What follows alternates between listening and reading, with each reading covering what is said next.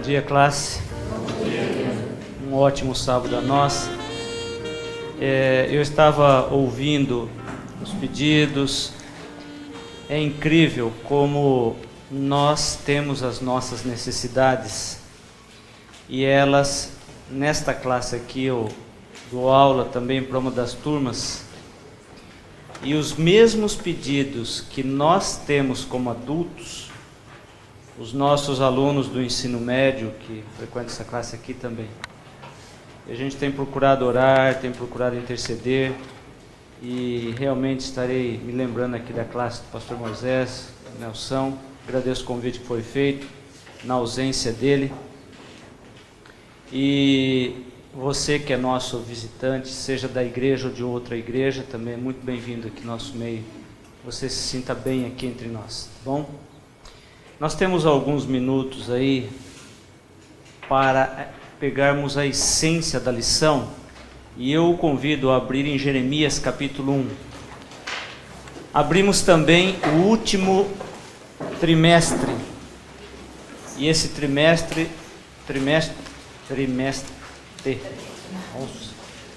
nos joga no Natal, nos joga ao final do ano. E esse trimestre nós vamos estudar sobre Jeremias e as lições que este livro traz para nós. Se você está então com a Bíblia, Jeremias capítulo 1, verso 1. Palavras de Jeremias, filho de Euquias, um dos sacerdotes que estava em Anatote, na terra de Benjamim. A ele veio a palavra do Senhor nos dias de quem? Esse dado aqui é importante, Josias, porque vai haver uma lição para estudar sobre essa fase do rei aqui. Filho de Amon, o rei de Judá, e rei de Judá no 13º ano do seu reinado. E também nos dias de Jeoaquim, filho de Josias, rei de Judá, até o fim do ano 1º de Zedequias, filho de Josias, rei de Judá, e ainda até o 5º mês do exílio de Jerusalém. Se você se perdeu, não se preocupe não, tá? A mim veio, pois, a palavra do Senhor, dizendo, e a partir daí começa a lição de hoje. Classe, este é um dos livros, talvez um dos maiores, juntamente com Isaías, e este homem chamado Jeremias, ele recebeu, agora estou fazendo um apanhado geral, para depois nós vermos algumas coisas aqui específicas. Ele fez um chamado, aliás, Deus fez um chamado a um dos homens que mais, digamos, dos profetas do passado, um dos homens de maior conhecimento em termos de literatura e em termos de conhecimento profético. Esse é Jeremias. É o que nós iremos estudar durante esses 13 sábados. Sabemos também que ele foi chamado por Deus numa fase de sua vida que ele era o quê? Já idoso? Muito jovem. E sendo jovem, aí você compreende as palavras do verso 5. Antes que eu te formasse no ventre materno, eu te conheci. A primeira lição que nós podemos extrair aqui dessa lição é que Deus tinha o controle. Olha que interessante. Deus tinha o controle da vida deste homem, deste jovem, desde o início. E pelo fato dele o chamar desde o ventre materno, Deus estava querendo dizer o seguinte: eu vou te chamar, você, antes que você mesmo seja adulto, antes que você venha à vida, eu irei te chamar. O que fica por trás disso? Nós estamos aqui nesta manhã, parece simples, mas não é. Deus tem o controle de você desde o início. Antes que você fosse formado, Deus sabia quem, da onde e para que você existiria. E na lição fica muito claro quando diz assim no verso, a partir do verso 5: antes que eu te formasse no ventre materno, eu te conheci, e antes que saísses da tua madre, eu te consagrei. E aqui entra outra palavra. Irmãos e amigos, isso é muito solene. Jeremias foi consagrado. Jeremias foi separado antes do nascimento. Cada um de nós aqui, nós somos separados por Deus. Nós fomos separados antes que nós nascêssemos. Embora nem todos aqui sejam profetas e nem filhos de profetas, mas Deus nos chama para uma missão. E você está disposto a morrer por Cristo? Essa pergunta ela é feita vez ou outra por nós líderes que pregamos aqui, e geralmente nós assim respondemos: eu estou pronto para morrer. Mas nós nunca passamos por essa experiência. Jeremias foi um homem que Deus o preparou, porque Deus sabia a condição do povo de Israel. Quando ele nascesse, crescesse e se desenvolvesse, a que ponto estaria o povo de Israel, especialmente Judá. Não é o foco hoje, mas a partir já das próximas lições, hoje é apenas um preâmbulo, o contexto para as outras 12 lições, mas Jeremias foi chamado para uma missão, advertir. E se houvesse uma palavra que nós poderíamos resumir as 13 lições, Jeremias foi chamado para um tempo de... Sala participando agora? Podem arriscar, não tenho medo de errar. Também... já falaram aqui. Jeremias foi chamado por uma coisa específica. Não é só isso, mas praticamente isso. Um tempo de crise.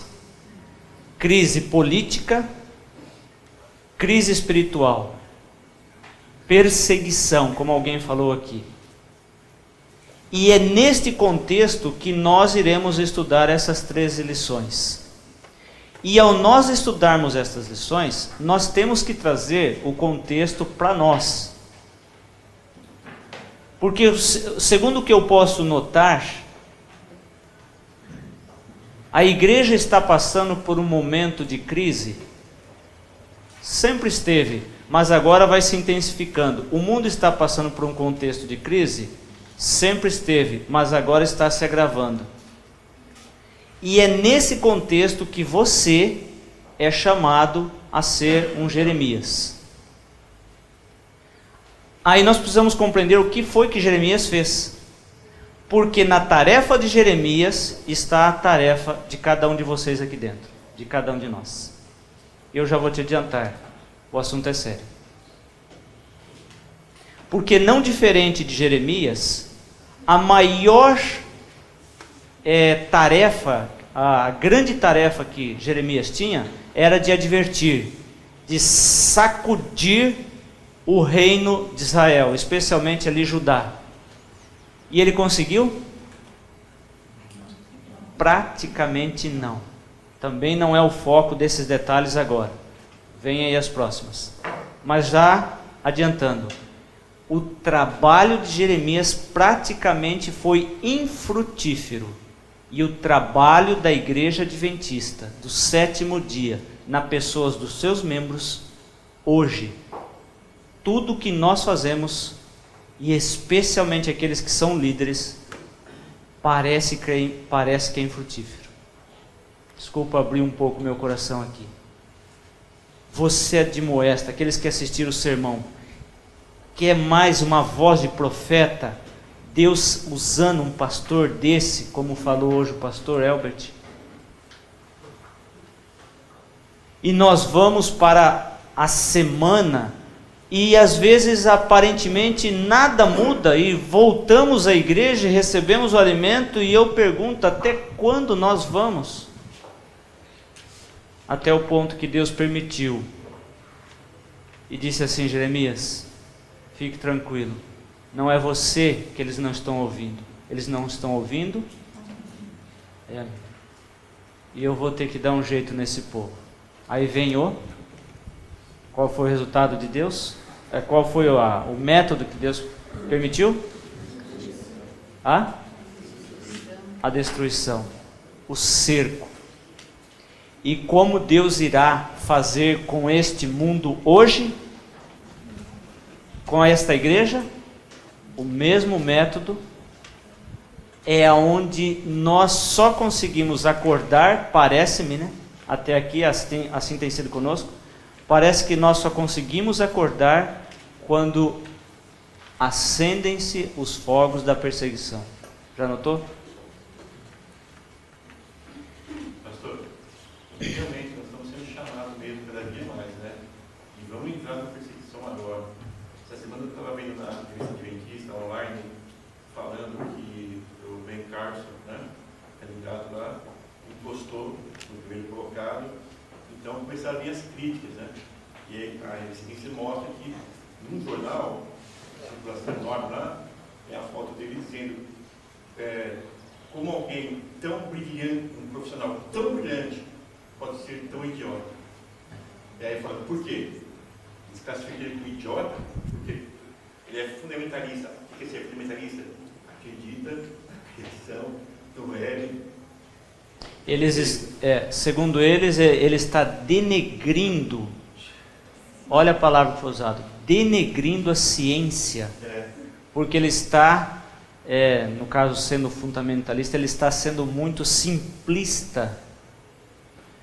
E isso é uma pequena demonstração do que aconteceu no tempo de Jeremias e daquilo que irá acontecer e está acontecendo nos nossos dias.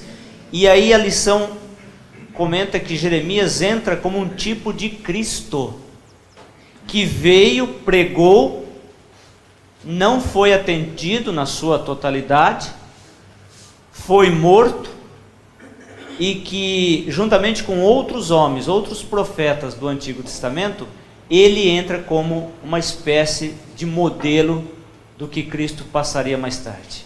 Olha só que detalhe. Ainda dentro desta lição, o papel dos profetas. Agora vocês participando. Me deu amnésia. Esqueci tudo. O que é um profeta, igreja?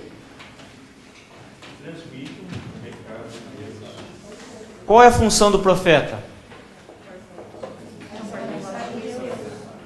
Passar uma mensagem a um povo específico. O profeta pode ser que ele tenha facilidade na pregação, pelo que nós vemos pelo contexto bíblico? Absolutamente não. Ele faz advertências, geralmente ao povo de Deus, e a lição de, não estarei passo a passo, mas a lição de domingo me mostra isso.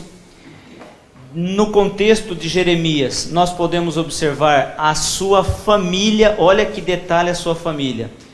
Ele veio de uma família, não foi uma família assim simples. O seu pai, sacerdote também, Uquias, ele vem de uma descendência de sacerdotes. Interessante que ele, vindo de Anatote era uma cidade onde foram banidos aqueles Abiatar, mas também aqueles filhos da casa de Eli. E ali havia um problema interessante, isso daqui para nós nesse contexto introdutório. Aqueles filhos de Eli, eles moravam naquela região, e aqueles homens não poderiam mais, a descendência deles, não poderiam mais exercer o sacerdócio por conta dos filhos de Eli. Mas Ilquias, que é o pai de Jeremias, ele morava naquela cidade, e ali ele era descendente também.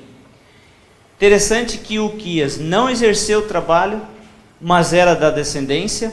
O filho Jeremias, que estava à disposição, Deus não o chama como sacerdote, no sentido estrito da palavra, mas Deus o chama como um profeta, porque a sua descendência, nesse sentido, não era bem vista. Deus havia rejeitado. E aqui vem outra lição para nós. Pode ser que aqui dentro existam pessoas cuja família, ninguém precisa levantar a mão, mas se você pegar a sua descendência, você vai encontrar problemas nela. Um avô que foi extremamente, palavra pesada, mas perverso, errado. Você teve um pai que infelizmente você não tem muito orgulho dele agora, você sendo adulto. Mas você não precisa seguir a sistemática da família. Você é um chamado por Deus. Você é um escolhido por Deus. O chamado profético de Jeremias, o contexto nos mostra que esse chamado foi um chamado assim bonito, porque foi de criança, e antes de ser criança, antes de nascer, mas que mais tarde, ele, quando nasce, e ainda jovem aceita o chamado, que foi que ele falou para Deus? Senhor, eu não. Em outras palavras, ele falou isso. Outros já haviam repetido isso. Vocês lembram de mais alguém que não quis? Moisés, Isaías. Mais alguém? Eu me lembro agora.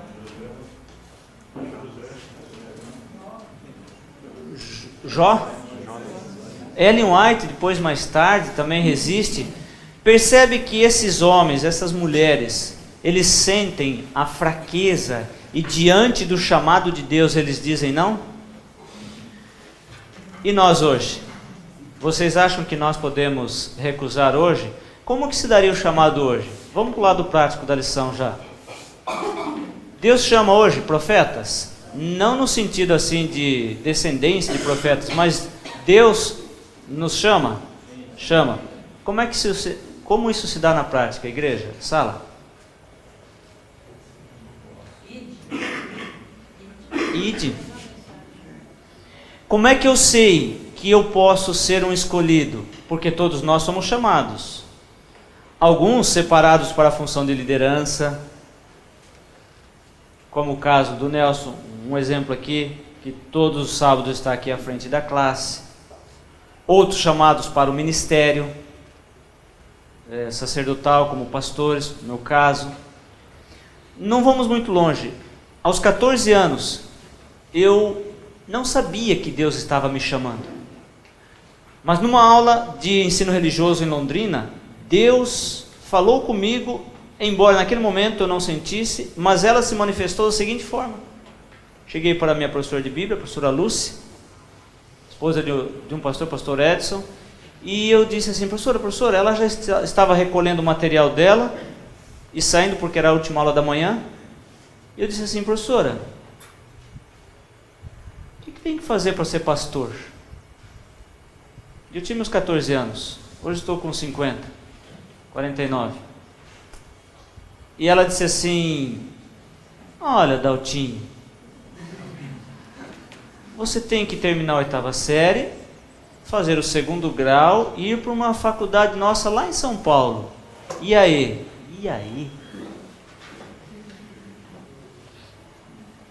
E você tem que fazer o vestibular. E quando ela falou essa palavra ali, caminhando comigo, eu falei, não quero vestibular. Quero algum curso, na minha inocência de 14 anos, que não tem que fazer vestibular. Mas ali, hoje eu reconheço que Deus, agora o que Deus viu? Eu ainda tinha cabelo. Um cabelinho escorrido aqui, que eu fazia assim, com todo charme para as meninas. Uma família sem expressão no sentido de assim, liderança de igreja. Meus pais são da igreja até hoje, firmes. Apenas para dar exemplo. E sabe quando eu tive a confirmação do chamado? Fiz o que a professora me falou. terminei a 8ª série, fiz 2º grau, vim aqui, fiz o bendito do vestibular, eram 100 vagas, passei em 98ª, tinha mais 2 vagas para queimar. Terminei o curso 4 anos depois, fui solteiro, olha como que Deus trabalha, fui solteiro para o campo, fiquei 2 anos, já estava noivo, entrei pela área da educação, como alguns colegas fazem, entra pela educação e depois sai para o ministério, olham a educação assim como uma porta de entrada, a libertação dos escravos, assim. Casei-me, primeiro ano de casado, já no 3º do ministério, havia jogado bola com os meus alunos, minha esposa preparava o jantar, e ali me perpassou alguma coisa estranha, fisicamente, não precisa ser fisicamente, mas me perpassou algo assim estranho. E eu cheguei para minha esposa e disse assim: não quero mais ir para a igreja, eu quero continuar na área de escola. Isso faz 26 anos. Assim foi comigo, mas e com você, os Jeremias atuais, as Jeremias? Deus te chama nesse contexto para os últimos dias da história, para você lá na sua área de atuação. Você está me entendendo? Você está sendo chamado a ser um Jeremias lá onde você atua, lá onde você estuda, onde você trabalha. E se você já é jubilado, aposentado, Joel 2, 24 em diante, está dizendo para nós que nos últimos dias Deus irá chamar somente os jovens, né? Você que é aposentado, você tem alguma coisa que você pode oferecer para Deus? Sim, porque lá está dizendo que nos últimos dias agora o exército vai se engrossar com a experiência daqueles que estão aposentados. E se você acha que você já foi, essa expressão feia que usam, banana que deu cacho, amigo, agora você tem uma vantagem sobre os mais novos. Você pode não ter a disposição dos mais novos, mas Deus pode te usar com a experiência que você tem. Às vezes um simples estudo bíblico para alguém parece simples, mas você é um Jeremias, e a lição me diz que esse chamado profético é uma lição para nós nos nossos dias. O problema é quando eu não faço nada, o problema é quando eu não me coloco nas mãos do Senhor. Aí eu me torno um peso para a igreja, me torno um peso para Deus. A primeira visão que ele teve, qual que foi? Primeira visão? A vara do quê? E depois uma panela fervente, crepitando, né? A sala participando, para não ser somente monólogo.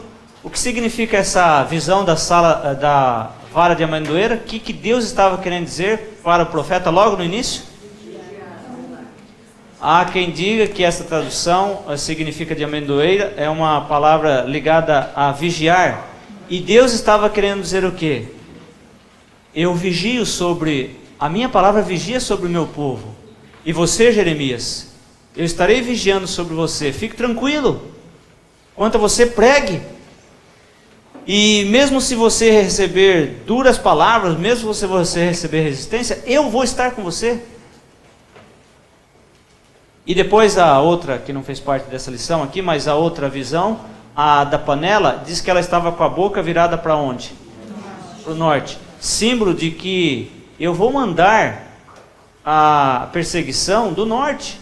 E há uma menção a quem? Mais tarde.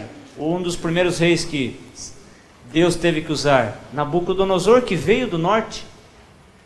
E a partir do capítulo 2, que nós vamos dar semana que vem, então nós podemos observar o ministério deste homem como foi sofrido, tido também como profeta chorão.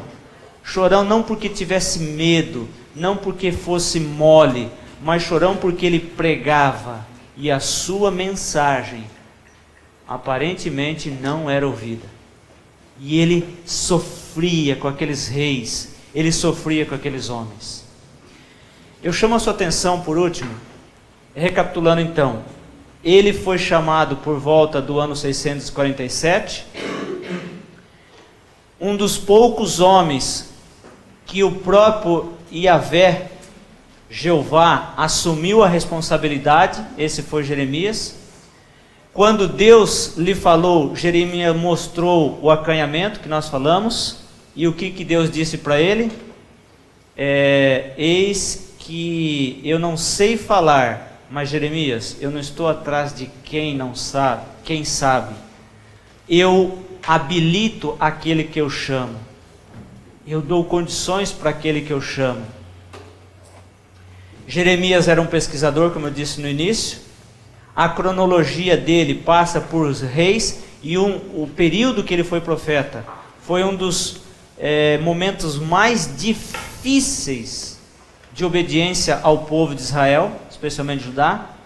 A sua mensagem, vamos ver aqui agora vocês, qual foi a função ou a mensagem, qual é a função, para ficar bem claro isso logo na primeira lição, de um profeta de Deus?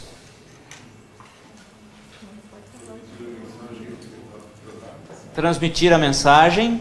Que mais? Advertir. Conduzir o povo.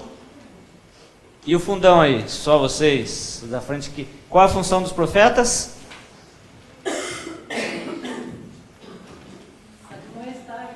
Admoestar a igreja. Eu estou insistindo pelo seguinte, todas essas palavras que vocês falaram, rapidinho, quais foram? Admoestar, advertir, conduzir, testemunhar, salvar. Todas essas palavrinhas tem que se cumprir na sua vida, tá? Porque você é o profeta agora. Amém? Nós somos esses profetas atuais, profetas e profetisas. A mensagem do profeta devia fazer com que o povo visse a gravidade dos seus pecados. E Satanás levou esta geração, e especialmente através da literatura, e aqui vai uma advertência para quem é pai, especialmente se tem adolescentes ou moços ainda. Satanás levou, e essa é a geração que você está sendo profeta. Satanás conduziu essa geração, e especialmente através da literatura, dizendo que não tinha mais preocupação.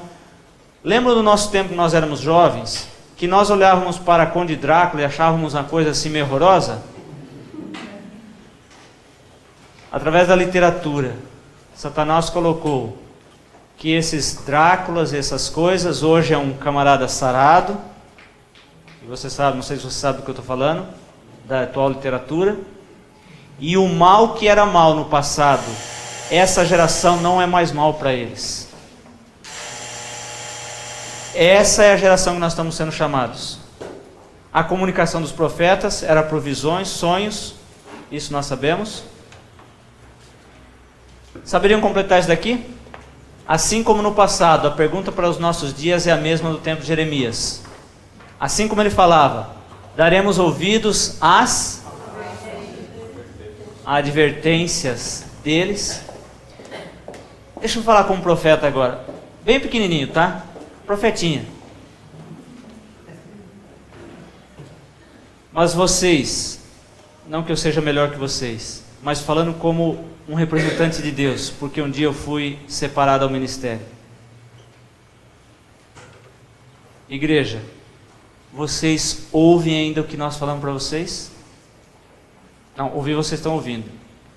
Vocês praticam aquilo que nós, profetas modernos, separados por Deus, temos feito, temos falado, temos pregado? E para o nosso lado, será que as ovelhas não estão precisando de orientação? E será que nós, ministério, temos orientado as nossas ovelhas? Ou só temos pregado aquilo que é gostoso aos ouvidos? Eu queria encerrar essa lição. Eu achei no YouTube, nada existe novo no YouTube. Me deem mais, pode ser 4 minutos? Eu sei que vocês já assistiram isso. Mas será que, como profetas modernos que nós somos, nós estamos preparados? Você poderia colocar ali, por favor? Será que nós estamos preparados para morrermos por Cristo? Porque Jeremias estava. E nós? Isso daqui faz muito tempo já, né? Nada tem novo. Mas é uma ilustração do ponto para nós encerrarmos antes da oração. A imagem é ruim, mas pelo menos fica a ideia.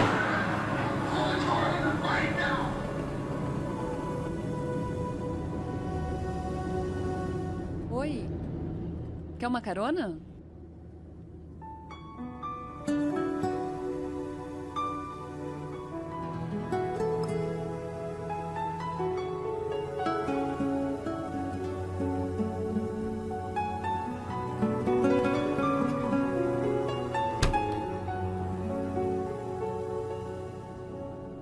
Então, o que você faz? Como assim o que eu faço?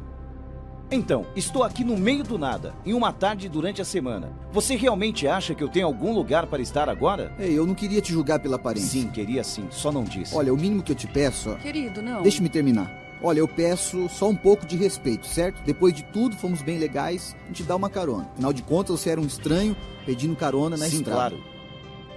Não acredito nisso. Eu conheço o seu tipo, sim. Você que falava sobre não julgar pela aparência. Vamos ver. Irritado, tenso, arrogante, ambicioso. Então, a verdade dói, não é? A verdade é que você não pararia para nada nem ninguém. Mas ele te fez sentir culpa. E é essa a única razão que lhe fez parar. Também para não ter que ouvi-la o resto da viagem. Então não tente bancar o herói com senso de obrigação comigo. Você não sabe nada a meu respeito. Mas acho que estou bem perto. O que você disse que fazia? Você não perguntou? Então estou perguntando agora. Já que você pergunta, eu sou pastor de uma das maiores igrejas do estado. É mesmo? Um pastor. E você não poderia simplesmente dizer o pastor. Tinha que dizer que era uma das maiores igrejas do estado? Com um toque de orgulho? E você? Eu sou secretária da igreja. Secretária da igreja? O pastor? Uau, tirei a sorte grande. Então, vocês dois são cristãos? Sim. Sim. Como aqueles malucos que ficam martelando as escrituras segundo Jesus? Não, não tem nada a ver com isso. Sim, eu percebi essa atitude de santinhos. Tanto para jogar para aparência. Olha, eu falo o que eu penso, ok? Sei que desde o primeiro momento em que me viram, já me julgaram. Apenas não falaram. A diferença é que eu sim vou falar. Vou dizer diretamente o que eu penso de todos vocês e de todos os cristãos. São todos um bando de hipócritas. Ei, espera um minuto.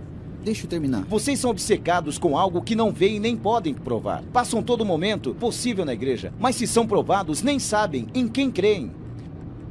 Se vocês se rendem a esse Jesus, como é possível que ele não seja a sua prioridade? Cristianismo? Que tal hipocrisia?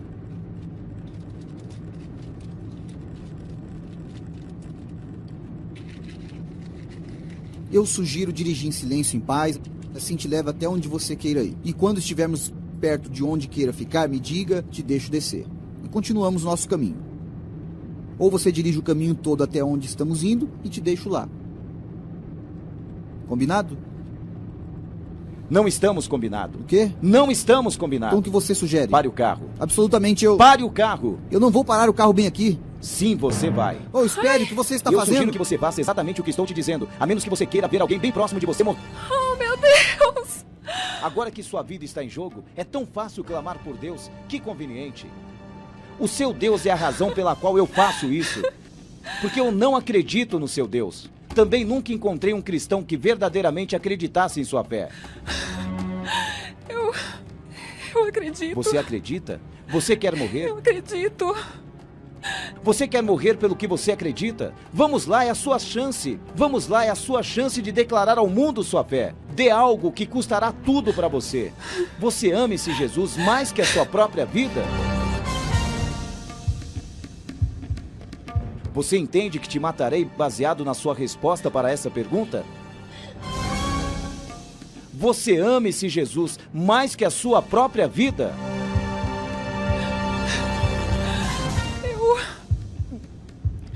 Eu não quero morrer. Eu não quero morrer. Eu não quero morrer. Pare o carro! Pare o carro agora mesmo!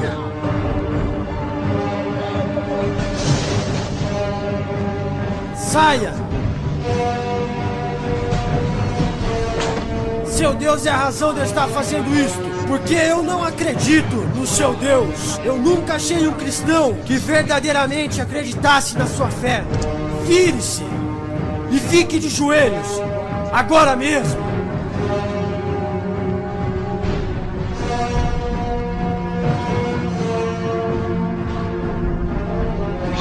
Cale a boca!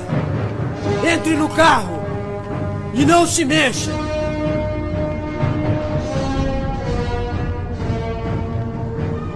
Está pronto para descobrir do que você é feito? Por favor! Eu vou te perguntar algo bem simples, com uma resposta bem simples. Pense com cuidado antes de responder. Você diz ser um cristão. Vamos ver o quanto Cristo é importante para você. Agora preste atenção nessa última parte. Ele foi crucificado numa cruz por você. Ele morreu por você. Você está pronto para morrer por ele?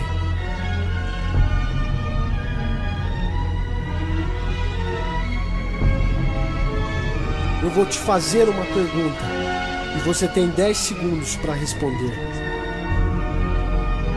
Sua resposta vai determinar se você vai viver ou morrer. Toda a sua vida se reduz a este momento.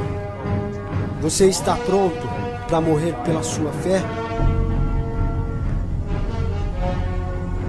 Diga as palavras, estou pronto, e eu aperto o gatilho.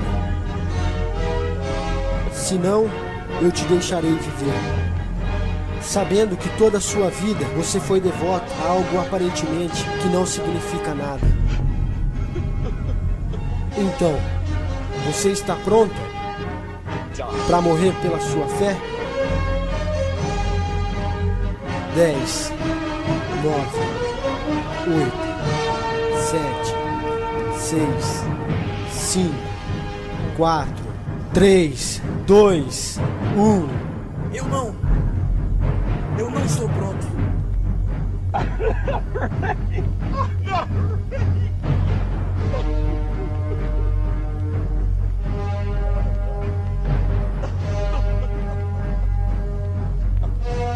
Agora veja a frase do bandido. Pseudo bandido. Ações falam mais alto que palavras.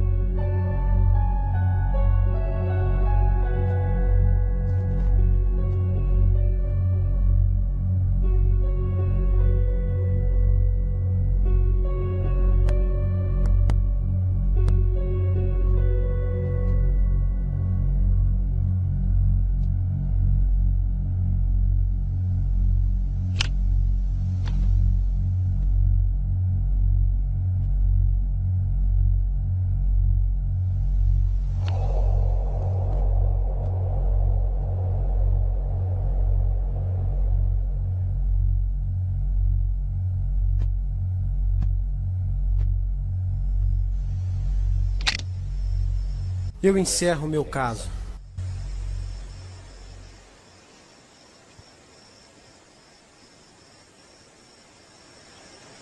Vá embora, apenas vá embora.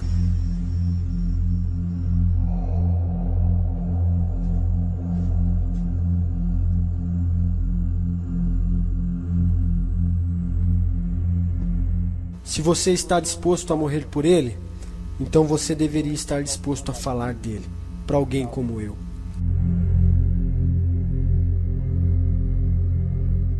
Mas você não é esse alguém. Você não é esse alguém.